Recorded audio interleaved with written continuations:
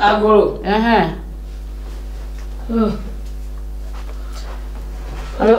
Yo là. Dokita. Nka bia te wona o. Madogba. Oui, mama ma do corona ma bi. Ado corona ba. Dololo ma tofia. Ma du ma bu, on photo na ma fa. O de afonywere. Okay. Ka fi bia do corona ba bua aso portable. Kudo nua. Jume divinye gbale wa carte d'identité. Ela siwalo. Aso e ba nyakpora sia. Nga carte d'identité. Eyemi aso ka emia corona to anawe. Number le diari. Eyemi japo. Afia ko we no. Number la jume vinye gbala dia. Mi pone pona. O ne me la sinyo. Gbala jume vinye gbala ya me la sinyo. Oh, ne jume vinye gbale me la si o ki mete o kata. Okay. Ke ina be o jume vinye gbale na na vama o kata no.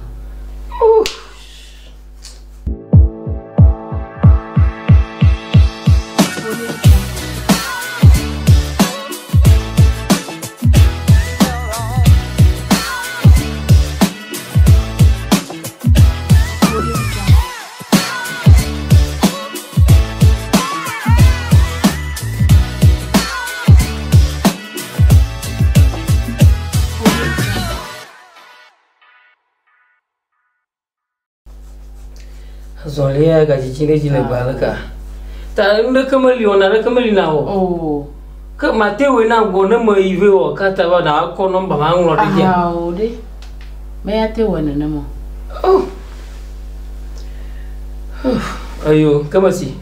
Yo, kama be wo kata agbesha ko mate ba fa. O fa gasia gamo.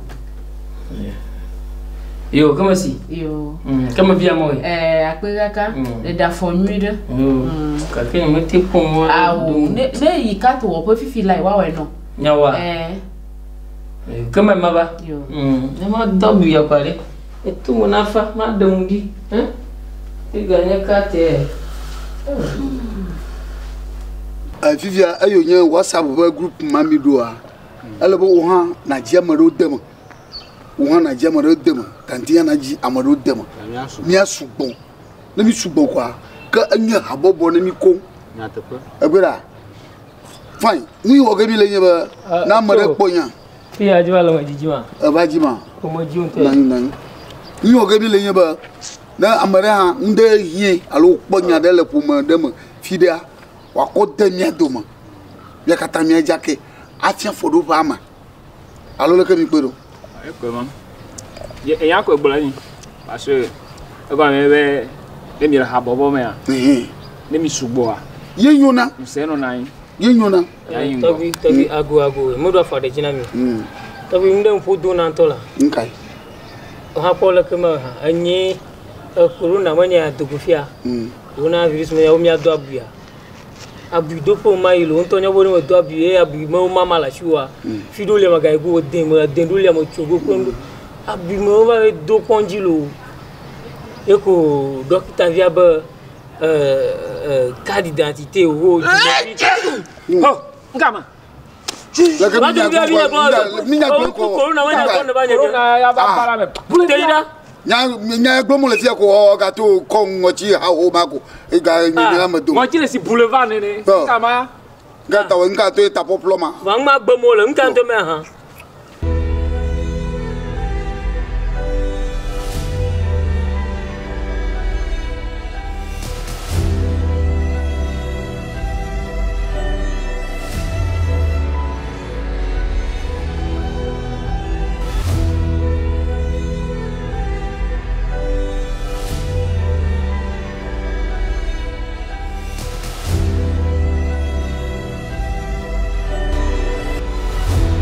Ingbo mi la moto ko haitien. Akomade. Docteur vient ba molo jumavi nyenye magban la. Do la we. Siwa. Mo la sinyo. O titi ho ho ya. Do la we. Do la. Do la uma ho we. Yo bo ma jo ide lokoni ha. Commissariat o fi on agban la. Ma ifi mama ve wo gban la. Ti na o gele. Abo gban la o po mo ga yeyi. Ade fulo. Ta do je ko mo fe ma. Aïe, moi, la bobo, fiche à fille, et dodo, là. Obia, quoi. Maman, quoi, bon. Oh, gaba. Mako corona ma. Yama dobia. Tu boma la si, oui, ça mo la si. Ma confia. Mais kodi, oh mako, me viens banlavé. Mais je me viens banlavé. Oh mako corona ma banlavé. Quel que moi. Na ma dobia. Pas dobia. Oh, ko wa di vovon. Wa di vovodon.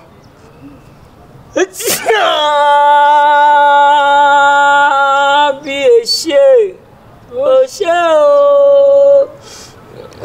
Não tá biolo.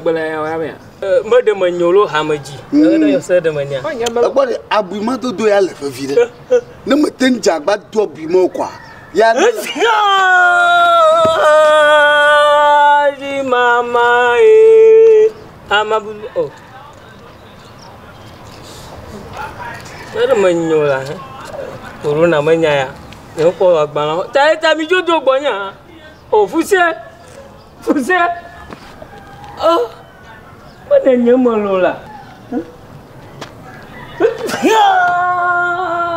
Di mama amabulu mama lumbe, angote namboyo, mama lumbe. Mama hakujima lola, nyanya hole boyo kuapa.